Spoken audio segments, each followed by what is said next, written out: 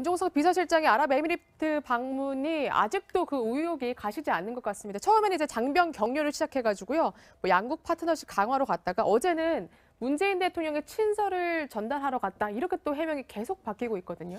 그러게요. 사실 뭐 문재인 대통령이 중국 방문을 앞둔 직전에 그 김종석 비서실장이 이례적으로 아랍에미리트 전격 방문함으로써 그때 사실 여러 가지 논란이 제기됐던 거 아닙니까? 당초 뭐 그 한간에서 논 이야기 중에 하나는 북한 문제, 핵 문제를 풀기 위해서 뭐 북한 접촉을 하러 갔다는 이야기가 있었지만 그것이 아니라 파병부대 격려하러 간 것이라고 하고 넘어갔습니다만 야당에서 제기됐던 원전 수주와 관련된 무슨 리베이트 이것이 뭐 점점 발전해서 탈원전까지 갔다가 또 카타르의 LNG 뭐 도입 갔다가 결국은 뭐 한국형 그 뭐 미사일 방어 체제 KAMD 뭐 협력차 갔다는 이야기로 점점 이 바뀌고 있는데 여기에 대해서 제가 생각했을 땐 그렇습니다. 사실은 이러한 이 모든 지금 제기된 의혹들이 사실 어떻게 보면 우리 국익과 다 직접적으로 연결된 이야기들이거든요. 그렇다고 한다면 청와대에서 이 부분에서 의혹이 제기됐을 때 과연 이것이 진실이 아직 뭔지는 가려져 있습니다만 아마 상당히 국익과 뭔가 관련이 있는 것은 분명해 보입니다. 그렇다고 한다면 청와대에서 좀 더 진솔하게 이야기할 필요가 있지 않았을까. 그것이 대외적으로 밝히기에 상당히 국익에 침해가 온다고 한다면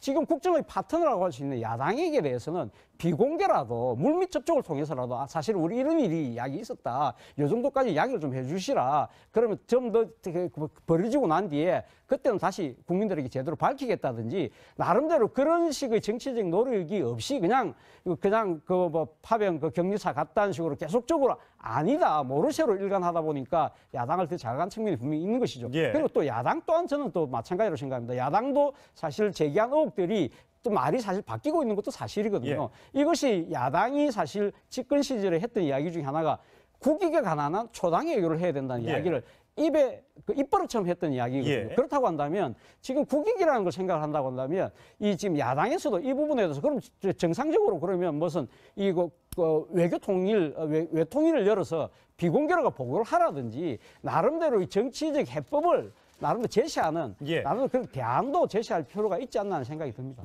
어쨌든 오늘 산자위를 열어서 임종석 대통령 비서실장을 좀 부르고 싶었을 텐데 본인은 이제 안 나오고 있단 말이죠. 그러니까 이게 언제 제대로 된 해명이 될지는 모르겠습니다만, 그러니까 여당은 대통령은 야당을 홍준표 대표를 믿지 못하고 또 야당은 또 문재인 정부를 또 공격하려는 수단으로 쓰다 보니까 이제 이런 일이 벌어진 것 아닌가라는 생각이 좀 듭니다. 근데 사실은 이 문제를 야권에서 지금 국정조사를 하겠다라고까지 주장을 하고 있는 상황인데 사실 지금 시급한 현안은 국민 눈높이에서 보면 차라리 제천 화재의 여러 가지 방지책이나 법안이나 이런 것들에 대해서 더 집중을 하길 바라는 국민들의 마음이 있고요.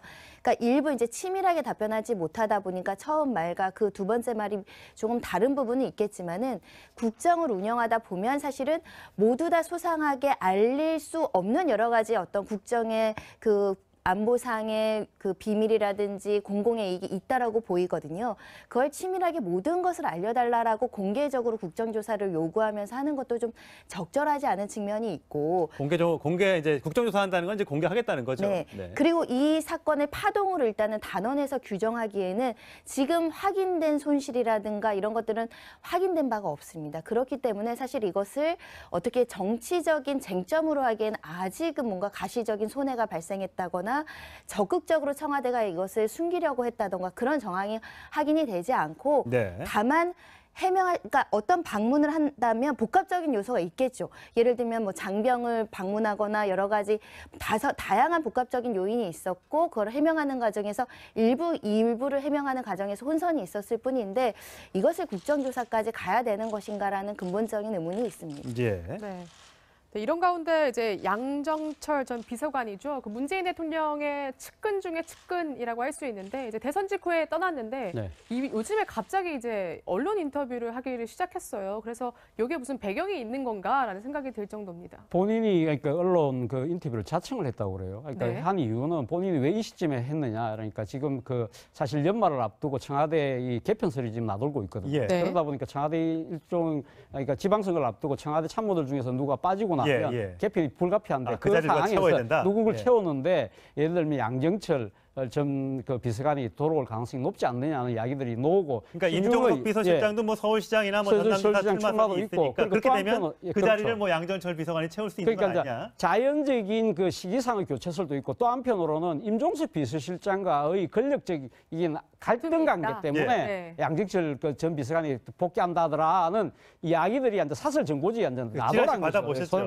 그러다 보니까 본인이 거기에 대한 의혹을 자신이 직접 자신의 입으로 이야기를 해야 되겠다고 해서 지금 뭐 언론사에다가 전화를 걸어서 자신이 직접 그건 아니다. 사실은 지금 이제 떠난 지 7개월밖에 안 됐는데 그리고 본인이 떠나면서 이 대통령이 누가 되지 않기 위해서 자기는 떠났는데 계속 그럼에도 불구하고 자신을 둘러싼 거취를 둘러싼 이야기들이 불필요한 정치적 오해를 불러일으키고 그것이 결국은 당정청 갈등의 한 소진이 될 것 같아서 자신은 전혀 그럴 생각이 없다는 걸 미리 밝히기 위해서 전화를 했다는 겁니다. 과거 이명박 정부 시절에도 이상득, 그다음에 이재호, 정두원 뭐 이런 사람들의 정권을 잡은 다음에 권력 암투설이 있었잖아요. 실제 나중에 사실로 드러났었고. 물론 그렇죠. 근데 이제 그때 그분들 같은 경우 다 그때만 하더라도 다 국회의원이고 뭐 이런 공직을 맡고 계셨잖아요. 근데 지금 양정철 전 비서관 같은 경우는 지금 아예 떠나 있는데 어떻게 보면 지금 지난 정권 때 우리가 상당히 문제가 됐던 비선실세로 비칠 수 있다는 거죠. 바로 그걸 경계를 해서 자기는 그건 아니다는 아마 거리를 두려는 그러한 의지를 갖고 전화를 했던 것 같습니다. 어쨌든 양정철 비서관은 참 멀리 왔다.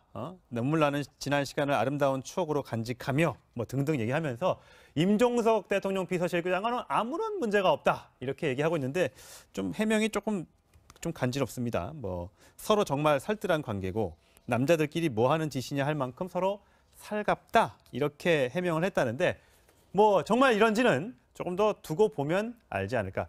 물론 지라시는 지라시에 그칠 수 있습니다만 가끔 간혹 보면 뭔가 이게 또 불소시가 돼서 또 사실로 드러나거나 더 큰 내용이 뒤에 있는 경우도 있기 때문에 이 부분에 대해서 아마 국민들이 눈여겨 좀 볼 것 같습니다. 오늘 말씀 여기까지 듣겠습니다. 고맙습니다.